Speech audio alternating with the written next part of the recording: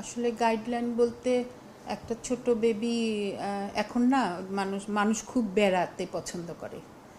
এখন যেন ছোট্ট বেবিগুলাকে নিয়ে বেড়াতে না যায়, কারণ কোথায় কোন এটা তো যেহেতু হাঁচি কাশির মাধ্যমে ড্রপলেট ইনফেকশনের মাধ্যমে ছড়ায়, কোন বাচ্চার কি হয়ে আছে এটা তো আসলে বলতে পারতেছি না। এই জন্য বাচ্চাদেরকে নিয়ে এখন না বেড়ানোই ভালো, তাহলে বাচ্চারা এইগুলা থেকে একটু রক্ষা পায়। বাসার মধ্যে একটু থাকলে জ্বর সর্দি কাশিও কম হবে, আর ড্রপলেট ইনফেকশনও তাদের কম হবে, বাচ্চাগুলো একটু সুস্থ থাকবে।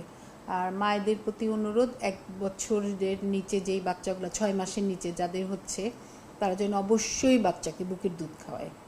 যদিও আসলে সারা মুখে শরীরে সব জায়গায় তো র্যাশ উঠে, মুখের ভিতরেও উঠে, বাচ্চাদের একটু টেনে খেতে কষ্ট হয় যদিও, তবুও যেন বাচ্চাদেরকে একটু ঘন ঘন বুকের দুধ খাওয়ানো হয়, তাহলে বাচ্চা একটু ইমিউনিটি পাবে, পেটটাও ভরবে, ইমিউনিটিতে থাকবে একটু। সুস্থ হয়ে ফিরছে এই ব্যাপারে এখনও গাইডলাইনটা এখন পাওয়া যায় নাই, কিন্তু মনে হয় খুব সম্ভবত এই 12 তারিখের থেকে ঢাকা শহরে টিকা দেওয়া শুরু হয়ে যাবে। না, ওই আর আগে, এটা ঢাকাতে আগে হবে, তারপরে সারা দেশে চালু হবে। যারা সুস্থ আছে তারা যেন আগে দিয়ে নেয়। অসুস্থতা, তাদের তো একটু নিউট্রিশনের ব্যাপার আছে, যে ইনজেকশন দিলে সে নিতে পারবে নাকি, ওই জন্য একটু পরে। না না না, আমরা নেই নাই করোনার সময়, আমরা প্রথমে 2 ডোজ নিলাম, 2 মাসে 2 ডোজ, এরপরে আমরা বুস্টার ডোজগুলো তো আমরা সবাইকে দিয়েছি এবং কমপ্লিট করেছি।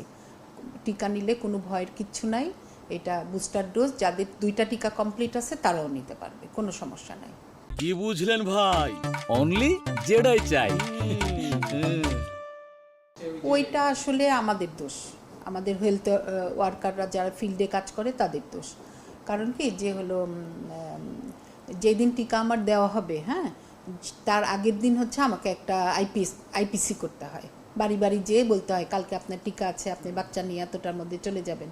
এই জিনিসগুলো আসলে সবাই ঠিকমতো করছে না, যার জন্য ওই মহিলাটা হয়তো যখন তার টিকার দিনটা আসে, সে হয়তো কোথাও একটু বেড়াতে চলে গেছে আর ইয়ে করে যায়। ওর মানুষেরও একটুখানি বোঝার ভুল আছে, সে এসে যে আবার তাদের সাথে যোগাযোগ করবে যে আমি চলে আসছি, আমার টিকাটা দিয়ে দেন, এই জিনিসটা করে না। ওই যে আমাদের তো একটা ইয়েই আছে, টেন্ডেন্সি আছে দোকানদারের ওষুধ খাওয়া।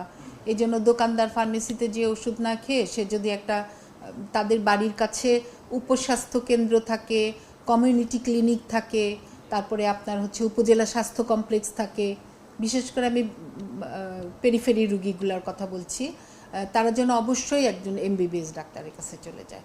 মানে আমার কমিউনিটি ক্লিনিকে গেলেও সে একটা পরামর্শ পাবে কোথায় দেখাতে হবে, আর উপস্বাস্থ্য কেন্দ্রে ডাক্তার থাকে তাকে দেখাতে পারবে, উপজেলা স্বাস্থ্য কমপ্লেক্সে বা ডিস্ট্রিক্ট হাসপাতালে 250 বেড জেনারেল হসপিটালও দেখাতে পারবে।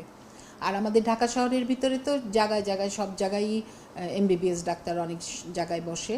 তার যদি সরকারি স্বাস্থ্যকেন্দ্র যদি তার বাড়ির থেকে দূরে হয়, সে একটা বেসরকারি ডাক্তারকেই দেখাবে, এমবিবিএস ডাক্তারকে, তাহলে সে একটা ভালো পরামর্শ পাবে।